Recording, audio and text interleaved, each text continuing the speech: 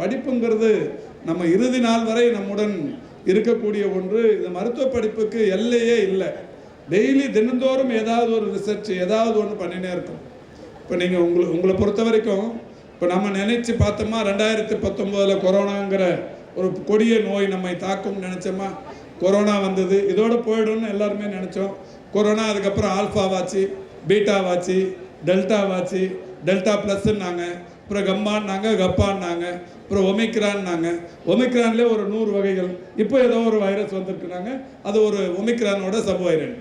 இப்போ இது தொடர்ச்சியாக நம்மளை இந்த பாதிப்புகள் விடாது, துரத்துனே இருக்கு. Doctor Soumya Swaminathan WHO chief scientist அந்த மாதிரி 2 வருஷத்துக்கு முன்னாடி சொன்னாங்க, இனிமே இந்த மாதிரியான வைரஸ் பாதிப்புகளோடு தான் நம்ம வாழ்ந்து தீரணும்னு சொல்லியிருக்கிறாங்க. ஆக மருத்துவர்களுக்கு ஒரு பெரிய சவாலான நேரம் இது மாதிரியான ஒரு வைரஸ் பாதிப்புகளோடு தான் நாம் இனிமேல் உலகத்தில் வாழ்ந்தே தீரணும். அப்படியானால் இந்த மக்களை வாழ்விப்பதற்குரிய தகுதியான நபர்கள் நீங்கள் மட்டும்தான். எதிர்காலத்தில் இந்த மக்களுக்கான ஒரு ஆபத் பாந்தவர்கள் இந்த மருத்துவர்கள் தான். அப்போ நீங்கள் இந்த MBBSோடு நிற்கக்கூடாது.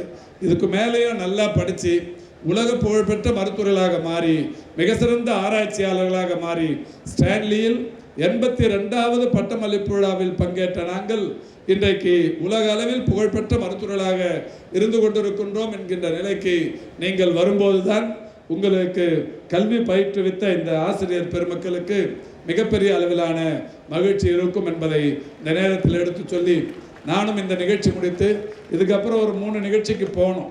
நான் பிரின்சிபல் நம்முடைய முதல்வர் கையில் சொன்னேன், நான் ஒரு 5-6 பேருக்கு மட்டும் கொடுத்துட்டு போயிடுவா அப்படின்னு கேட்டேன். அவர் சொன்னார், இல்லைங்க பேரண்ட்ஸ்லாம் நிறைய பேர் வந்திருக்கிறாங்க, உங்கள் கையாலே எல்லாருக்கும் கொடுத்தா நல்லா இருக்குமேன்னாரு. 247 பேர், பிரமிப்பான எண்ணிக்கை. இப்போ எல்லா மற்ற கல்லூரிகளுக்கு போனோம்னா 100, 150 அவ்வளோதான் இருக்கும். ஸ்டான்லிலையும் MMCலையும் தான் 250ங்கிற இந்த பிரம்மாண்ட இலக்கு. இந்த 247 பேருக்கும் கொடுக்கறதுக்கு கொஞ்சம் நேரம் ஆகும். ஆனாலும் நம்முடைய கல்லூரியின் முதல்வர் கொடுக்கணும்னு சொல்லியிருக்கிறதால நான் இப்போ அடுத்து எனக்கு இருக்கிற நிகழ்ச்சிகளை கொஞ்சம் காலதாமதமாக போனாலும் இருந்து கொடுத்துட்டு போகிறேன்.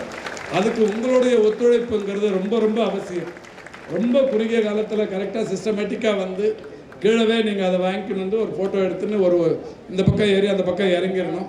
இன்னொரு மகிழ்ச்சியான செய்தி, நான் இப்போ எல்லா நிகழ்ச்சியிலையும் ஒவ்வொரு ஸ்டூடெண்ட்டோடும் அவங்க பேரண்ட்டையும் கூட மேடைக்கு கூப்பிட்றோம். இப்போ பேரண்ட்ஸு, இப்போ உறவினர்கள் யார் வந்திருக்கிறீங்களோ அந்த மாணவர் அழைக்கப்படுகிற போது நீங்கள் உடனடியாக அவங்க கூடவே மேடை வாங்க. ஒரு ஃபியூ செகண்ட்ஸுக்கு டக்குன்னு ஃபோட்டோ எடுத்துகிட்டு இந்த 247 பேருக்கும் கொடுத்து உறவினர்களோடு இருந்து புகைப்படம் எடுத்துக்கொண்டு நான் செல்கிறேன் என்கின்ற அந்த செய்தியை தெரிவித்து சிறப்பான வாய்ப்புக்கு நன்றி கூறி விடைபெறுகிறேன். நன்றி, வணக்கம். செய்திகளை உடனுக்குடன் தெரிந்து கொள்ள கீழ்கண்ட கேபிள் மற்றும் DTH நெட்வொர்க்குகளில் எம்நாடு செய்தி தொலைக்காட்சியை காணுங்கள்.